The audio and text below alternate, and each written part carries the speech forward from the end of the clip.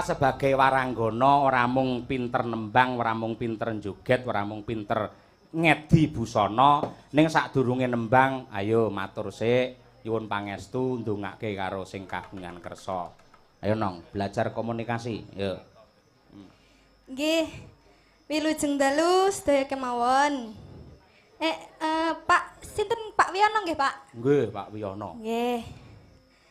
Nggih, pertama-tama saya Cuwampur aduk to, Mbak.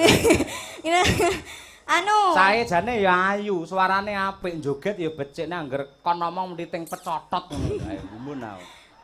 Kalau gitu pertama-tama Lah dalah.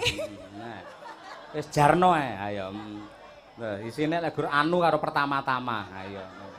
Nah, ngono ndang. Nggih. Nggih neh ta, ya ta. Sekedap to, Pak. Kula Iya, tak iya. mikir niki lho. Ora perlu kesusu kaya barang colongan, ayo Nong. Nggih, kula ngaturaken matur nuwun sanget. Wong kowe Ampun, ora ngoten to. sangone kowe matur nuwun lho. Maksudnya ngeten lho, Pak. Sekedap to, Pak. Kula tak nerusne riyen. Ngeten lho. Kula malih ilang melih niki lho, Pak. Ayo, balik ke ngarep pertama-tama, Mubling ayo. kula. Pak, Apa? Anu nah iki. Wes. Nggih. Pertama-tama terus bar kuwi nggih karo anu nah ayo wes. Sekedap to, Pak. Ya Allah, kula kok fokus konsen. Konsen. Nggih. Matur nuwun sanget matur nuwun ingkang tanpa upami dhateng sedaya keluarganipun Bapak Wiyono. Ya. Panjenengan sampun sudah Ngawontenaken tasakuran. nggih ngawontenaken tasyakuran. Mugi-mugi ora lokak saya kebak. Ora lokak saya kebak. Murah rezekinipun. Murah rezekinipun. Dene sedaya para lenggah. Dene sedaya para lenggah. Kula dongaaken. Sehat walafiat, panjang umur. Kala sirna yuwana Sumber basuki kebahagiaan. sedaya pinaringan ayu lan rahayu ngono. Nggih, ngoten niku amin. Lho marem lho nang dipirsani piyayi akeh kaya ngene iki ya to. Nggih. Tur sing mirsani rumangsane, ora mung Pak. piyayi Ngadirojo. Ini ada tamu dari Osaka, Jepang. Oh. Nggih. Mbak Misaki nanti mau Mbak Misaki lho Di itu. situ. Yang duduk di belakang kendang itu adalah Cantik sekali. salah satu dalang wanita asli dari Osaka, Jepang. Loh, kaya ngono kuwi. Tepuk tangan Bapak Ibu semuanya. Ayo. Ngono. Nggih. Tidak hanya dari Jepang. Juga ada ini Mrs. yang kemarin itu Piala Dunia dia kalah Oh, dari Perancis. dari Perancis ya. Siapa namanya siapa? Mosok jenenge Painem ora. Mbak Kathy. Oh, nggih, matur nuwun. Sinten Pak? Sinten? Mrs. Spaghetti. Napa? Diguyu kowe ora. Mrs. sinten? Mbak Kathy gitu. Oh, nggih, Mrs. Kathy. Nggih. Selamat malam, selamat menikmati Mrs. Ya Mrs. Seres. Dari mana aslinya dari mana? Oh, kuwi. Dari Australia, ngerti ora? Iya. Australia lho senes Prancis lho, Pak. Jenengan. Lah iya, biyen iki ngedene mboke ning Prancis lahirnya ning Australia ngono lho. Mencelat. Iya. Dari Australia, yen Mbak yang mau sapa jenenge? Mbak Mbak Misaki saka Ngendi? Osaka. Ngerti ra Osaka? Dereng. Osaka iki alas ketu ngidul terus. Ayo. Nembang ya, Nong? Nggih. Pelok barang. Nah, iki mau ana pamundhut. Nah, ingkang kepareng WA dumateng Bu Kesi. Wah, saiki waktunya ngereti HP. Iki. Susume ngono kok. Ayo. Bu Sukesi Rahayu nyuwun lagu Langgan Dadi Ati Pangkur Semarangan. Muslim POA. Apa? Oh alah. Penggemar Elisa Orkaros Alaso ya. PEOA Belakangnya ada K-nya kok. Jadi yang nenek Kane berarti penggemar Elisa Orkaros Alaso Kuntadi. Iya, aku mesake pengen ngopeni ya, ayo. Dadi ati coba kaya apa Mbak Winong. Ayo. Bawani sik nong. Ayo. Bene napa, Pak? Oh bebas, arep pang apa jenenge Asmarandana boleh kok. Dandang gula banjet boleh sing ndi? Anu banjet nggih, Pak. Banjet nggih, Pak. Banjet Kula boleh. nyobi banjet. Iya, Tapi mungkin menawi wonten sup ini dimaafkan ya, Pak. Hah? Wonten Ora iso kene iki bukan tempat latihan, kene iki pentas. Hubungannya karo dhuwit kleru ya potong ngengkel. Kan mau kon ngomong isane gur pertama-tama Dek. Ayo. Astagfirullah. Saya kelas 4 loh, Pak. Saya masih sekolah. Masa kamu tega banget sih, Pak? Ya, kelas 4 apa? Kelas 4 SMKI. Oh, SMKI sampai 4. Umumnya sampai 3, kamu sampai 4 berarti kamu bodoh itu. Enggak gitu, Pak. Nah, gimana? Itu jurusannya 4 tahun. Oh, jurusan Purwantara Jatisrana Wonogiri terus tekan Solo. Mboten, Bapak. Ya Allah, astagfirullahaladzim. Ngeten loh. Niku jurusan 4 tahun itu nanti lulusnya janjinya ijazahnya itu D1. Ngoten. D1. Janjinya. Ngoten nggih, D1. Iya. Amin, amin. Wis tak dongake nduk ora mung D1 sok kuliah ning isi Surakarta jurusan karawitan kondur wis mondong bayi sarjana. Ayo. Astagfirullah. Sarjana sik. Ijazah ngono lho. Ayo. Ya nang coba dandang gula banjet.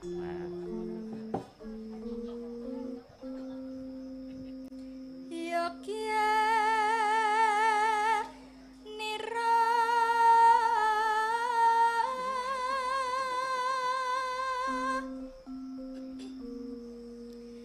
Kang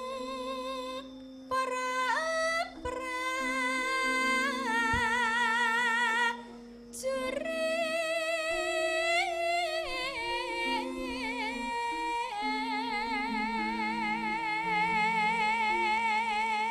ugi kula aturaken dumateng Bapa Ki Dalang Paimin Gondo Semita Sugeng Lenggah.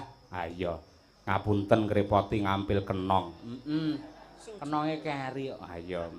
Pancen ya lek suwira tanggapan gampang keri ngono kuwi. Nggih, Pak. Ayo dikerepi ae. Sirku. Ayo. Ya nak. Lamun bisa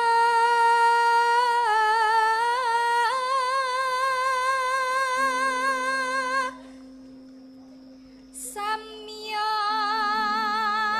anulatta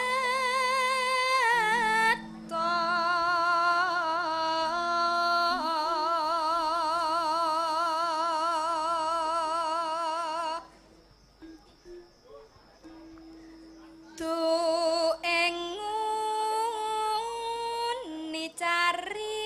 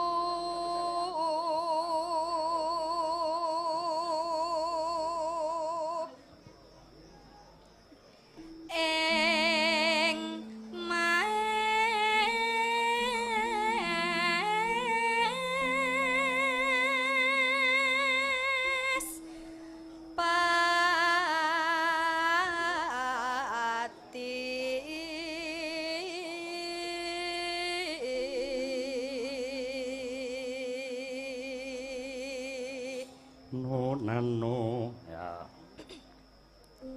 aran patih suwanda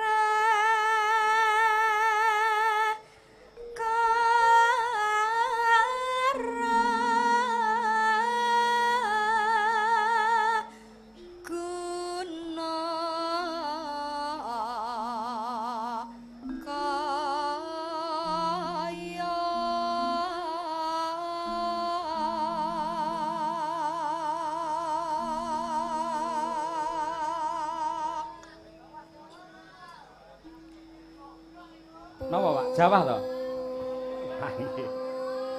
Urun ingkang den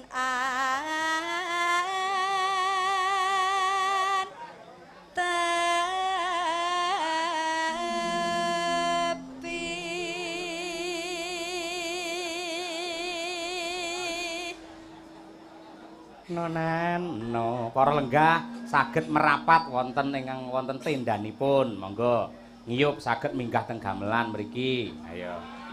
Mboten napa-napa, waton ranjupuhi jajan. Ayo. Ah berkah iki ya, Mak. Berkah. Ijene udan iki saka banyu penguripan, tegese apa kang dadi hajate Pak Wiyono sak keluarga menika insyaallah dipun kabulaken kalian Gusti Allah. Allahumma amin ya rabbal alamin. Sok-sok dumadi udan ngene iki sing kagungan kersa iki sok-sok le ndonga, le nyuwun ki ora kompak. Iya, Pak Wiyono nyuwun supaya diterangi, ning Bu Wiyono nyuwun diudani. Ayo. Ayo. Ora apa-apa, Desember. Yo nong, tekno nong. Nuhun nitrahku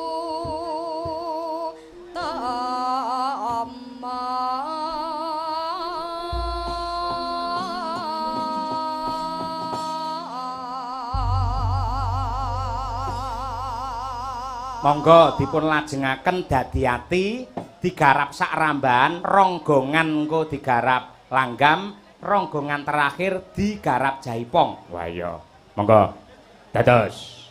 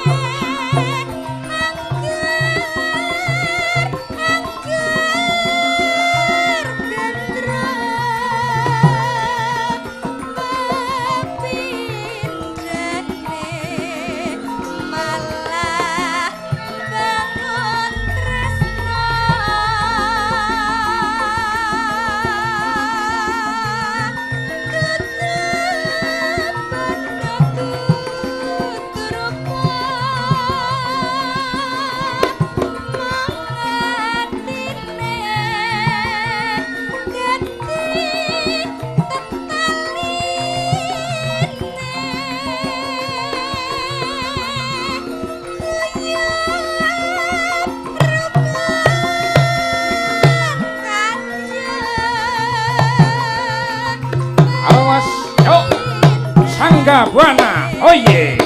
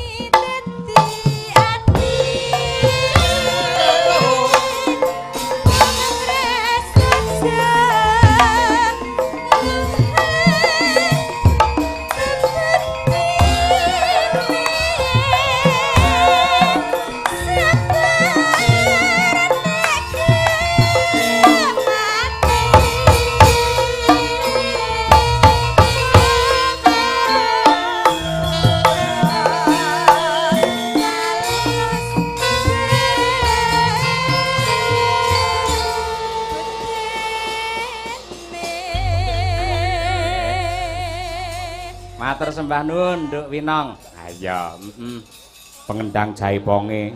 Kuwi lokal saka Ngadiraja kene lho, Nduk. Ning sekolah ana isi Surakarta. Iya. Desamu ngendi? Pak. Desamu. Hah? Desamu lho. Tanggung. Ayo. Saking laladan Tanggung Ngadirojo. Oh iya, mergo ya sinau ana Sala akhire ya dadi becik kaya mengkono. Lah, iki mumpung ana Mbak Misaki sing saka Jepang dhisik, Nduk.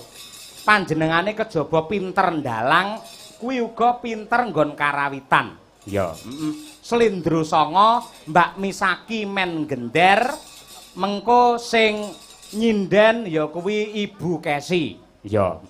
Apa tembange?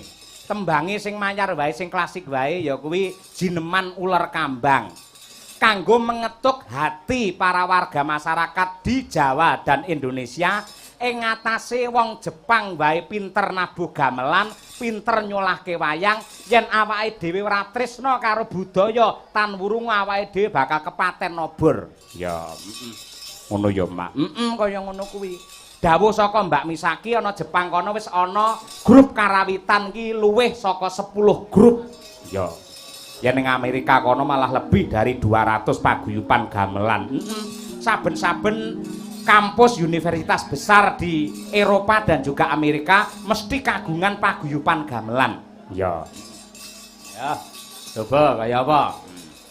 Iki sing gender saka Jepang. Ya. Ya. Ah, Kabul Kajate. Iki jenenge dalang pengawak tirta ini. Ayo mula kowe belajar nolak udan. Yo, Mbak Misaki karo Bu Kesi ya coba diaturke. Ugi kula aturaken dumateng para sutresna ingkang kepareng monitor wonten ing YouTube Kuntadi Channel. Pak Dwijo dan kawan-kawan matur nuwun sampun mbagekaken para tamu. Ya. Monggo Bu Kesi.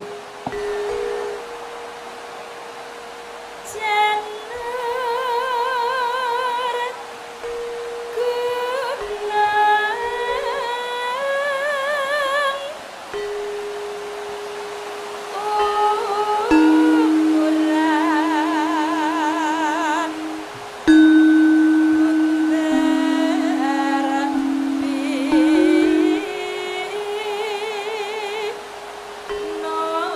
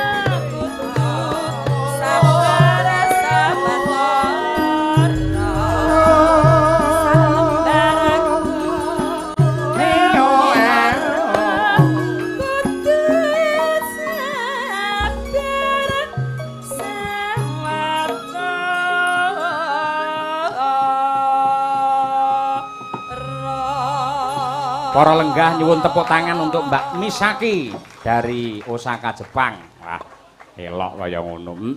Luar biasa. Ya, Ya ripalungguhan iki sing wis dienteni karo kabeh para sutresna budaya becik ingkang rawuh wonten dalemipun Pak Wiyono menapa dene ingkang kepareng monitor wonten ing streaming. Ha ya, Nenggih Mbak Elisa Orkarus Alaso. Ayo, semangat Mbak. Ayo, tetap sehat kudu. Ayo, men jumeneng yo dikurmati tumpake sepur. Monggo, ayo Mbak Elisa. Dados.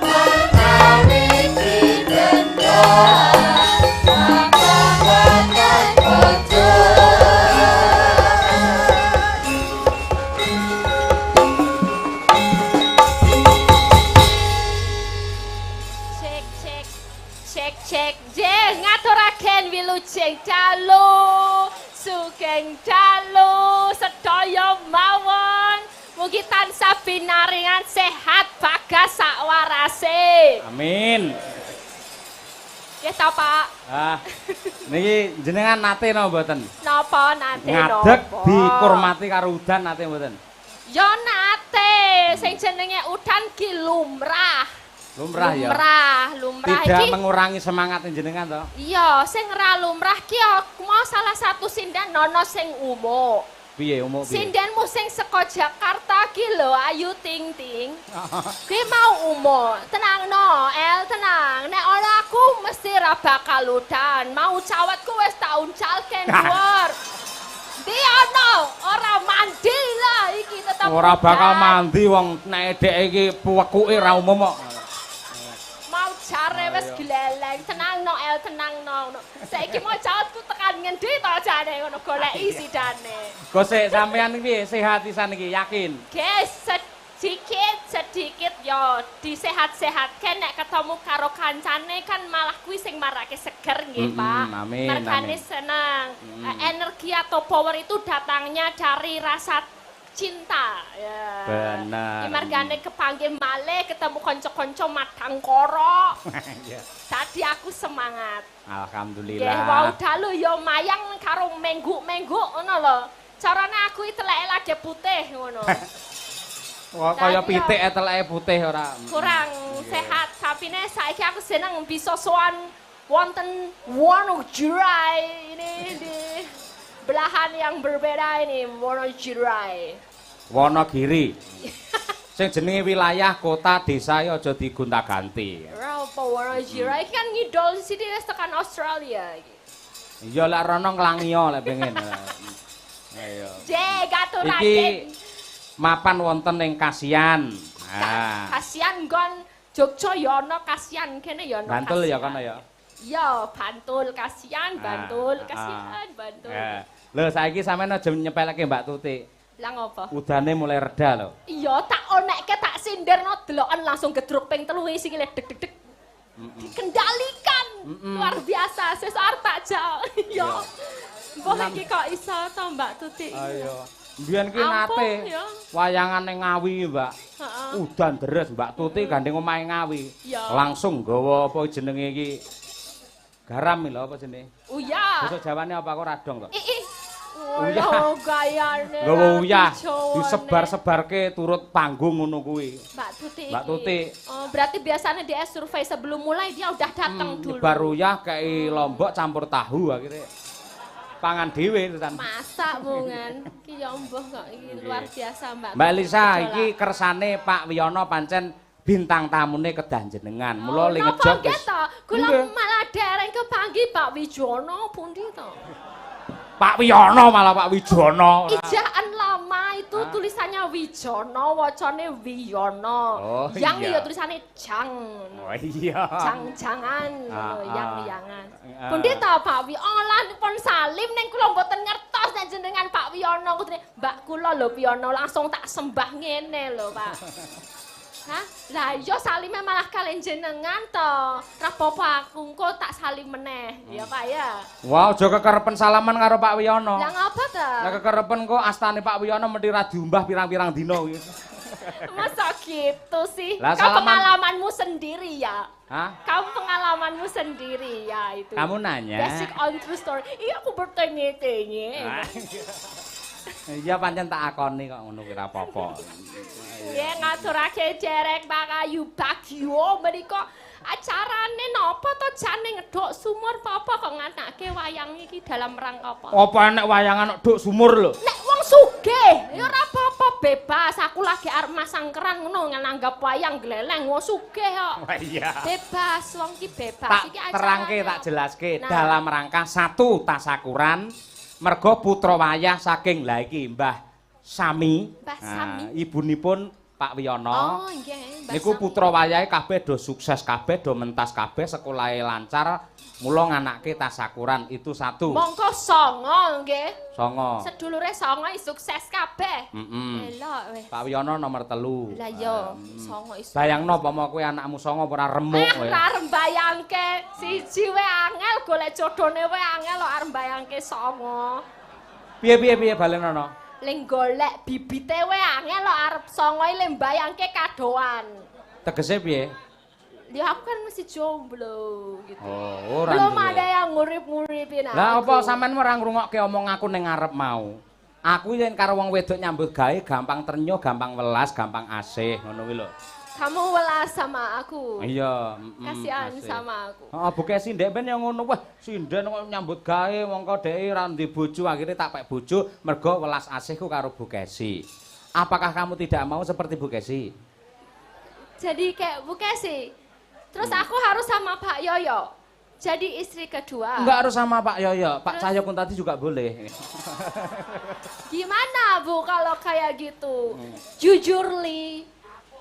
Aku Jujur, Li. emang pengen cari dalang tapi yang udah dia itu emang udah keren gitu loh. Apalagi aku dari dulu tuh ngedolain Pak Yoyo. Nah iya, maka dari itu kalau cinta sama wayang, wayang itu tidak bisa gerak, tidak bisa hidup kalau tidak digerakkan sama dalang. Iya. Kalau Anda cinta kepada wayang itu salah, namun ketika cinta kepada dalang, itulah jenengan stop markotop. Kamu tahu nggak wayang yang paling romantis apa? Hah? Wayang yang paling romantis apa? Arjuna, No, itu udah umum. Kamu dalang umum. Abimanyu. No, Iya. no. Yang paling romantis kamu tahu? No. Nah, lihat tanganku. Apa? Kresno. Kok iso Kresna? Kresno Malang Srilamu. Weh, diangkrek. Sek. Hah? Wis, Hop. ra mulih sesuk aku. Sek, pun sewu Pak Dalang. Mohon maaf Bu, aku El. soalnya ini Eh, loh. Taurus. Kena hipnotis. Kita urus. Ya maaf Bu, aku nggak. Wah. Pak Yoyo membuat aku jadi pengen dihidupin. Seto. Ora kowe sing menghidupin aku kok malah balik ora. Seto. Tak rasa-rasake wong loro iki mau kok rumangsaku kok. Rumangsane aku ki di GM ngono apa piye? Apa Ibu GGM? GM ngerti gak? Apa Aku itu? mbok GM ngono ya, gambar mati. Oh. Tak kira germo. Enggak Bu, nyonya punten. Aku emang beneran tadi cuman bercanda. Iya. Bercanda Ora ya apa-apa. Pak Yoyo. Ya Ngene lho, bercanda El. juga mau, serius juga Jangan boleh. ketip, jangan gini. Jangan ketip gini. Nanti dikira kamu genit Ora sama gedhe pancen aku. mripatku pancen kira, gedhe-gedhe piye kowe ngenyek kowe. Layak to layak. Tak critani, para rawuh Bapak Ibu nyuwun pangapunten. Bojo kula niku sakderenge ndalang teng mriki, teng kasihan mriki. Dek wingi niku jan bungai, kula critani. Bu, apa Pak? Aku sesuk arep cukur, Bu. Arep toning, rambutku kan rada putih. Lah iki tak semir ireng. Alah tempone persiapan macak ganteng arep ketemu Elisa to. Enggak masalah itu kan. Bukan masalah itu. Lek ora percaya bukaan blangkone. Delon. Coba lihat emang ada pacaran baru udah mulai ganti rambut apa gimana Aku ya? malu aku. Coba lihat dulu. Mau nggak mau? Ya, lihat Ayo. emang gitu. Ini emang Enggak, ini perlu saya luruskan tidak karena Elisa saja, namun karena mau sowan ke Ngadirojo Wonogiri, maka rambutku kan umurku sudah 42. Iya. Kan sudah ada sebagian yang putih supaya hitam, maka aku toning atau aku semir. Ini. Enggak. Wah. Ampun. You are so handsome, you know. What? So handsome. Oh, little body. Bokongnya gatal kelebon wedi. Maksudnya ganteng banget. Gak apa-apa kalau cowok itu memang merias dirinya biar untuk istrinya juga semakin kelepek-kelepek, semakin cinta sama suaminya. Dengarkan itu. Gitu nggak sih Pak Yoyo? Bener nggak? Bener, Tose. Iya. Iya. Kok tangannya? Apa? Ini tangannya kok dingin sih? Kenapa? Karena aku ini mulai ndredeg sama kamu. Boten cah. Ya Allah. Sapa ya aku? Slem. Sesuk aku karo kowe ya. Tak jajake mie ayam. Oh, lek cemburu dhek ngawut malian. Milih karo Pak Taslim lho Pak. Aja kok taslim mudin barang gelem kok dhek. Enggak loh Bu, ini tuh tak anggap panjenengan Ibu Kesi itu udah tak anggap kakakku sendiri. Jadi Pak Yoyo itu juga kakak. Iya. Enggak apa-apa. Pancen Elisa itu jatuh cinta di panggung itu memang hal yang wajar. Awalnya orang itu jatuh cinta mergo bedoring kabudayan sing endahe kaya ngene. Dalang mirengaken swantene pesinden sing mendayu-dayu, rupane ayu, kesengsem kuwi wajar. Kuwi normal. Yen ora wajar berarti ora lanang perlu diperiksane. Nah, berarti menawi Pak Cahyo menika agak lihat lirik-lirik saya itu enggak apa-apa. Wajar. Wajar. Dhek ngerti wong ayu ora tertarik, wah kudu diperiksane. Lah kowe muni wajar. Coba Pak Yoyo delok aku dulu nih. Wajar kita lihat. Gimana? Kalau Ibu ini ketip-ketip loh, Bu. Aku kedep sisih ra iso-isone kabeh. Ketip-ketip tenan loh. Nakal tenan. Nakal. Nyuwun sewu Bapak Ibu, pancen yen teng panggung bojo kula ngeten iki sampun kula liarke. Aslinya kalau di rumah enggak kayak gitu, Deng. Disiksa. Ngene lho. Kesi. Disiksa gundulmu wacat iki. Pak, anaknya rong didusi. Pak, anaknya diterke. Wah, ya lho, Bu. Lumrah dalam rumah tangga itu lumrah karena emang timbulnya kasih sayang malah lewat itu ya kan. Iya El, bener El. Maka dari itu aku minta tolong titip Pak Yoyo. Nah, titip iki maksudnya apa? Maksudnya titip bawa dia ke puncak kebahagiaan, ke puncak kesuksesan menjadi dalang yang populer, diterima oleh semua kalangan masyarakat. Amin. Jangan senang hati, aku senang emang dari dulu ngidola sama Pak Yoyo sama Bu Kesi. Keromantisan kalian berdua antara dalang dan sinden kuwi sing tak contoh. Mbok aku iso entuk sing kaya Pak Yoyo mbok meno. Kowe Elisa ki ora ngerti asline kok. Nang ketoke aku dadi dalang nang kene iki ketoke kajen to, terhormat to. Ning omah aku umbah-umbah. Dek penggawane ning salon deh. Malahan. Neng Melisa Ella ngono kuwi. Melisa Aku Ella. umbah-umbah. Oh gitu, ya nggak apa-apa. Emang harus hidup kita itu suami istri kan harus balance.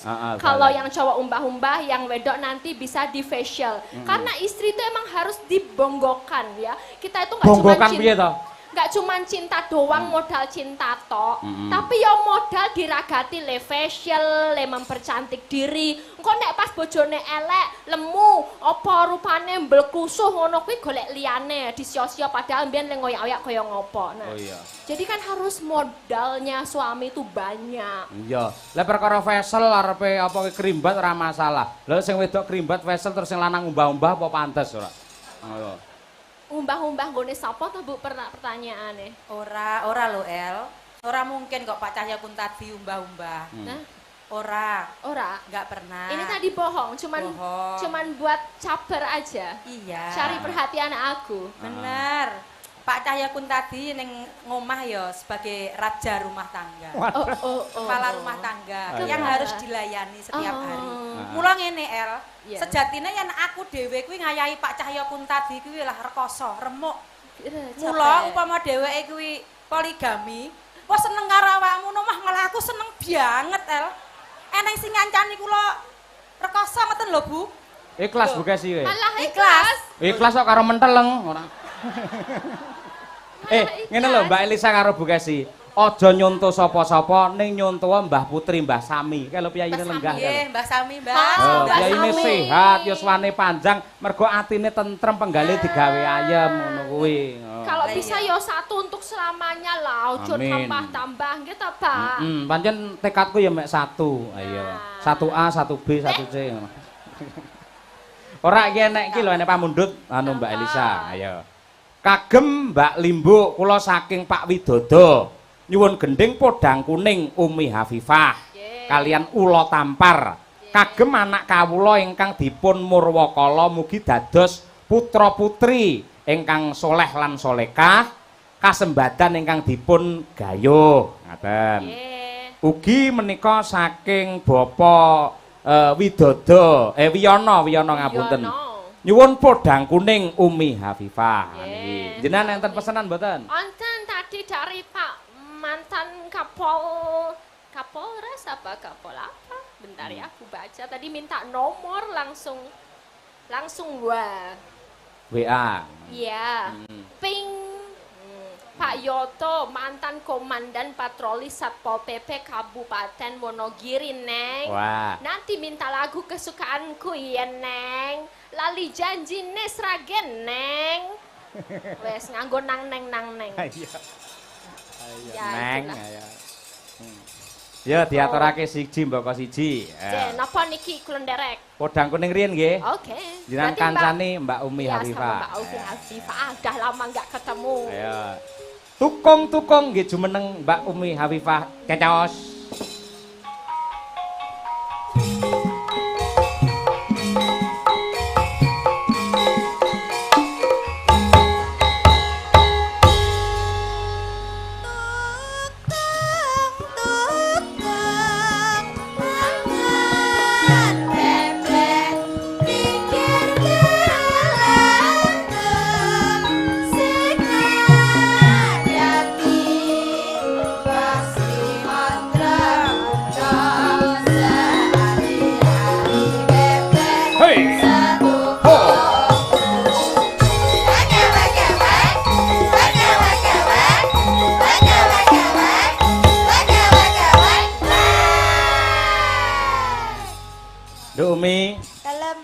Sampeyan klebu waranggana sing uga ditresnani karo Pak Wiyono. Mula mawanti-wanti mawantu-wantu dawuhe supaya sampeyan kudu melu sowan ana ing laladan kasihan kene. Nggih. Nah, kuwi mula ning nggen baliho, nggen MMT gambare sampeyan sebagai bintang tamu ngono. Alhamdulillah. Mbak Umi, Mbak Kesi, Mbak El. Ayo. Nggih. Mbak Umi sekarang udah semester berapa toh? Semester 1 Mbak Elisa. Semester 1 ya. Masih kecil, ya. masih dawa jangkane ya. Iya. Iya. Wes kamu yo. Ayo. Iki ceritane kon bawa. Iya. Manuk-manukan. Wis tau Podang dolanan kuning. manuk ro. Wis tau urung?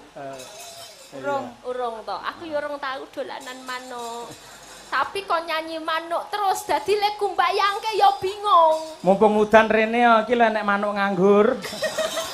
Bapak ya nggawa manuk. Gawa manuk. Anak aku ngejak anakku rambu manuk plastik ya. Ciu ciu ciu. Plastik ya. Neng tak suwun duet. Ayo berdua. Oh, duet. Oke, beres. Diwiwiti saka Mbak Umi Afifah dhisik. Ayo. Dibawani komplit. Ya, Ya Nduk, Nadian wujud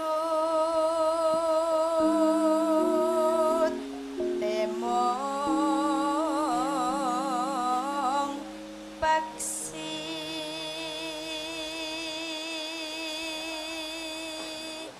Kawa sinden kok sepaneng men to Pak Cahyo. sinten? Tadi Winong itu ngomongnya gini-gini, lihat kamera.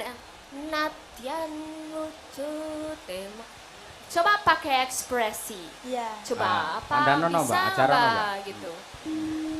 Agak gitu. Coba apa Aja malah eksplorasi. kaya banci lek ngono kuwi.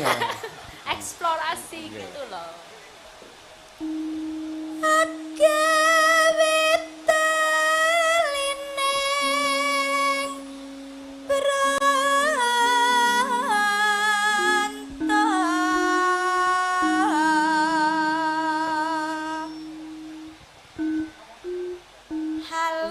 halus manis nangsa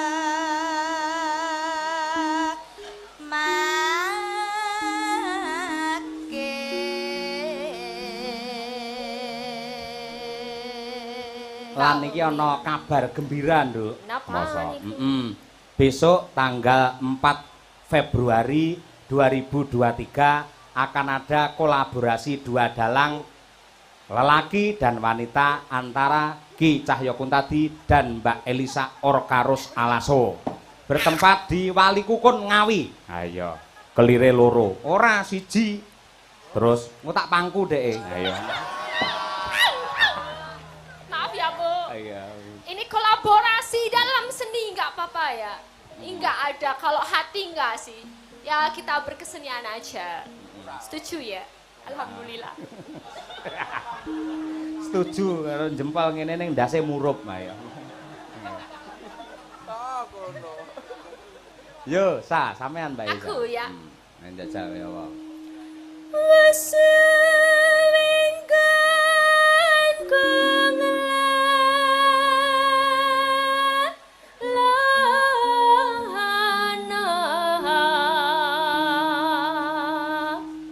Nenenu. golek isi podang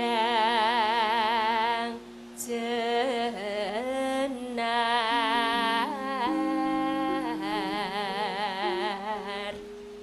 Jane rada pilek jane, Mak. Ning ya tetep apik kok. Bindeng-bindeng gitu lah. Gak apa-apa ya. Lek mula mambengi nglakokke Abimanyu Rabi pas mergo Cocok. kala Bendono metu terus ya. Ya, untunge. Ayo. Yo, iba bunga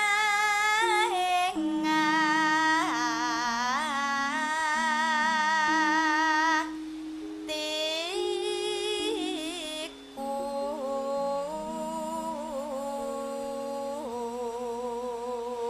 Umi ini berarti nderek Pak Cahyo udah berapa tahun? Aku nek nonton di YouTube bisa cilik. dari kelas berapa? 2 SMP. Kelas 2 SMP. Ya. Berarti 6 tahun lebih ya. Ya. Elok ya. Seneng ya melu Pak Yoyo sama Bu Kesi.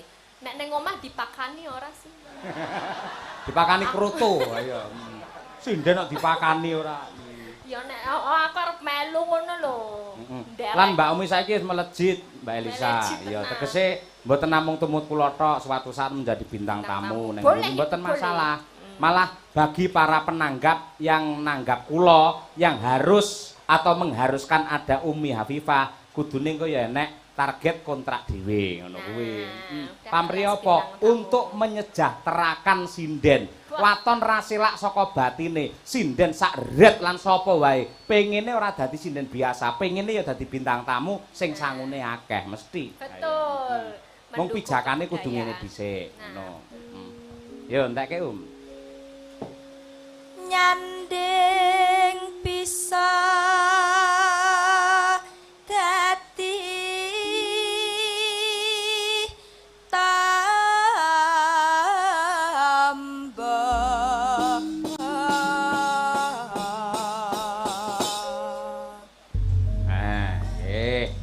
Podang kuning. Podang adalah burung, kuning adalah emas. Semoga keluarga besar Bapak Wiono Mbah Sami, kabeh putra wayahe bisa terbang tinggi menuju zaman keemasan. Amin. Amin. Ya, Nduk. Umi Hafifah disiono. Esok awan ning omah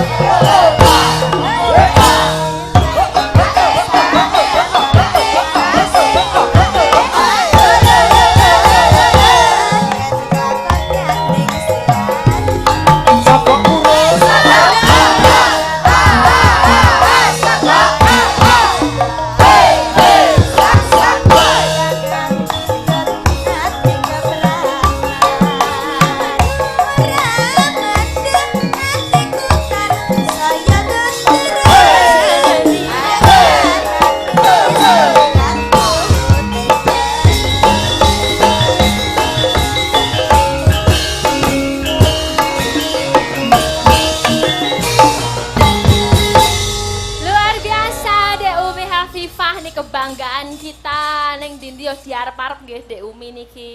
Nggih. Tegese anggen kula nandur leh ku ngopeni nyirami wiwit saka SMP nyatane ri palungguhan samangke temonjo ngoten lho Mbak. Nggih. Dasare bocah cantik, pintar, gelem ngudi ya. Jadinya ya keren, semua pada tersanjung dan kalau melihat Dek Umi itu ada pesona tersendiri. Wah iya nggih. Wau pamundhute saking Satpol PP napa, Mbak? Ini kok lali janjine. Wah lali janjine. Tak goleke kanca. Ayo. Nggih. Mbak Trihastuti Retnowati. Ini adalah kesukaan aku. Artis Jakarta. Yo dihormati cublak-cublak suweng ya, Cot. Cacos.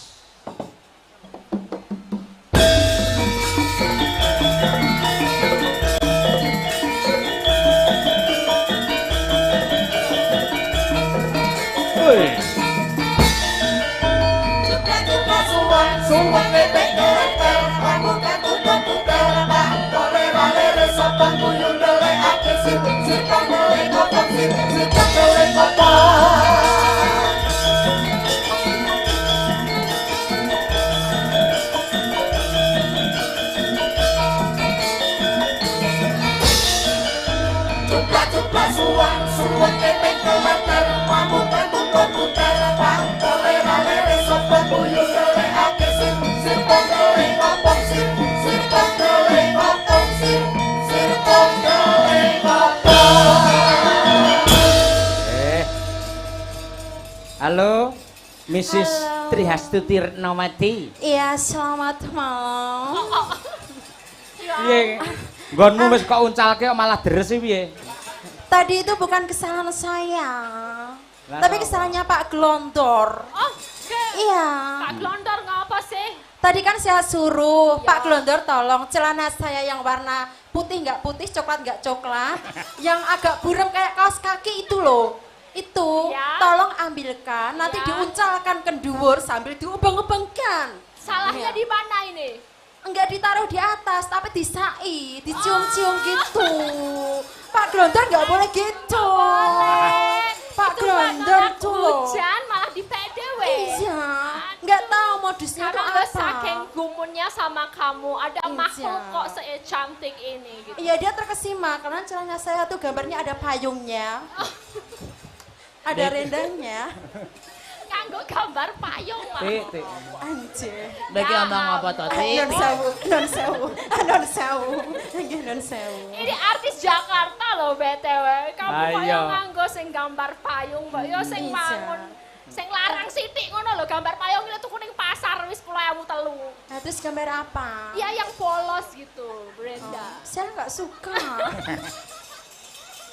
Artis Jakarta gandeng kono banjir kentir tekan Ngawi dek iki.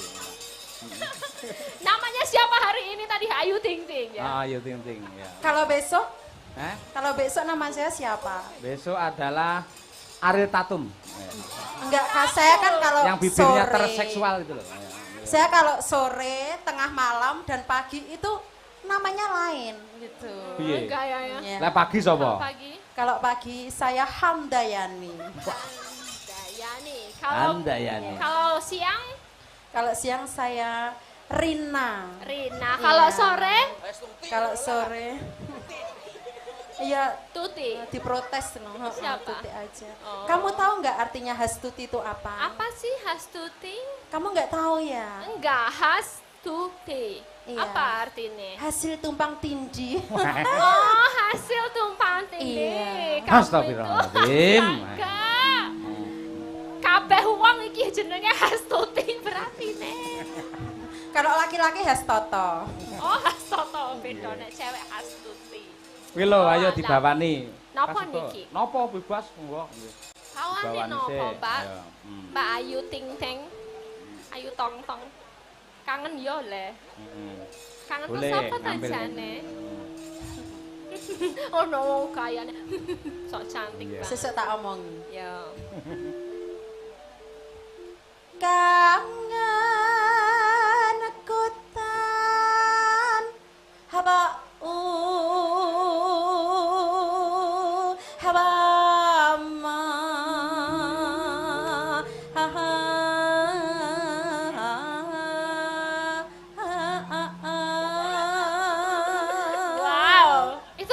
cengkok khusus ya. Cengkok karo tengah malam. Oh iya, kuwi carane tebal tipis sendal pancing gitu ya. Iya, harus sama dapal-dapal gitu. Oh iya. Sing apik lho Tik, mergo iki sampean dipirsani karo Pak Gareng Pariun. Ayo. Enggak nggon sound system kuwi piyaine? Lho kuwi. Oh nggih, sugeng dalu, Pak. Nggih. Ayo. Mong ramu kang dadi telenging hati.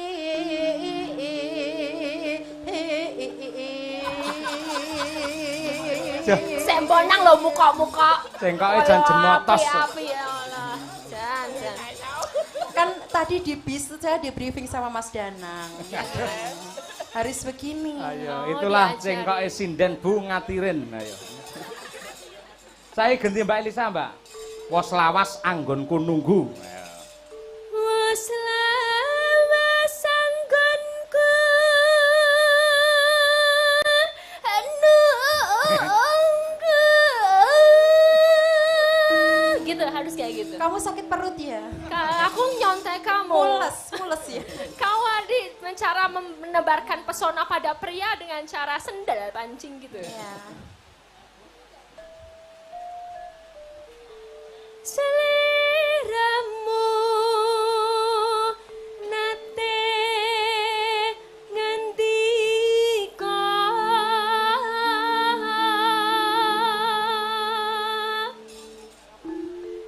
Nano. ngelingana rikala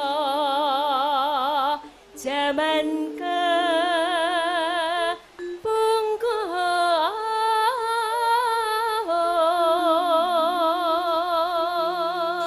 Lah iki lagi sliramu nate ngendika. Oh iya, lupa. Nggih.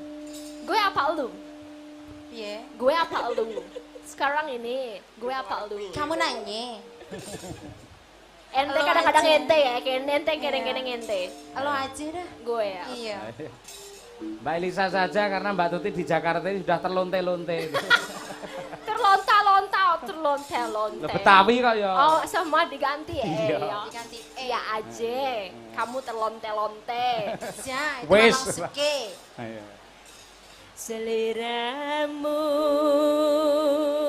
nate ngendika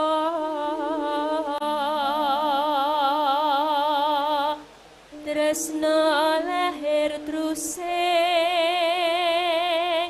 batin.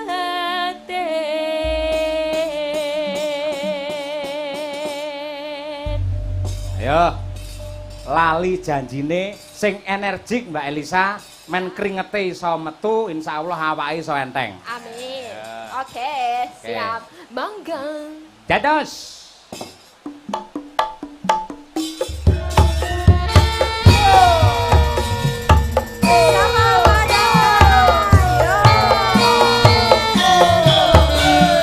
Masih bersama Madangkara. Oh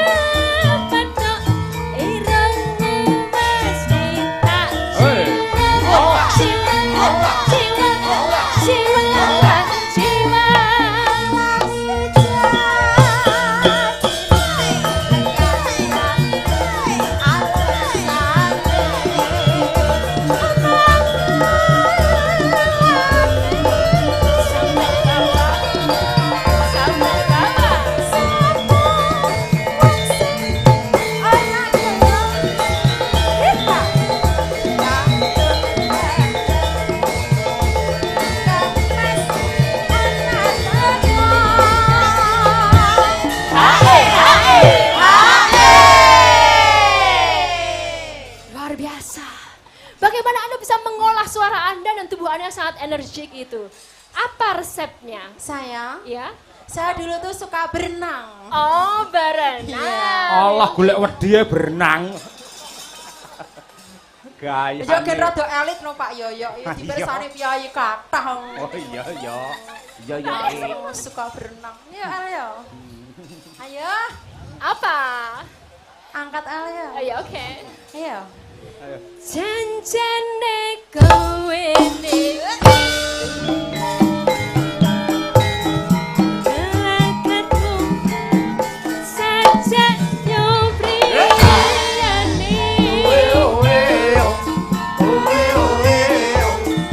atiku sujana kelincan karo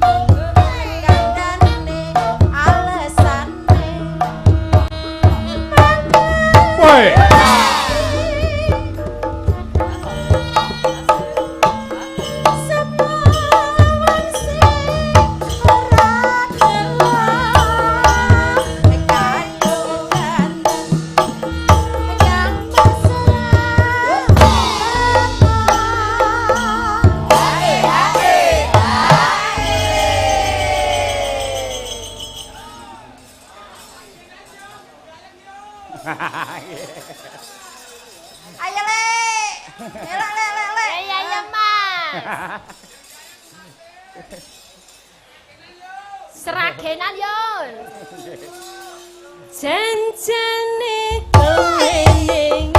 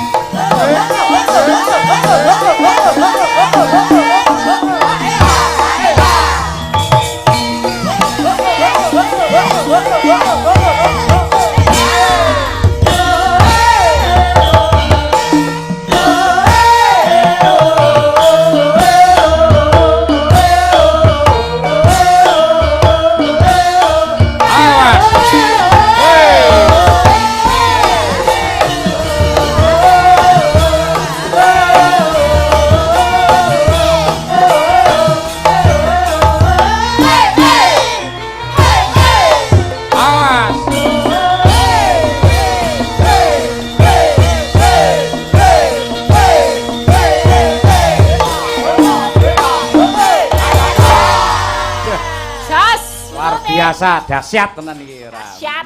Nggih. Semangat. Mbak Lisa masih kuat toh goro-goro? Nggih sakit tasih kuat. Alhamdulillah. Kandunganipun. Nggih. Master. Dongane pangestune Kyai Ngadiraja insyaallah jenengan bar niki sehat.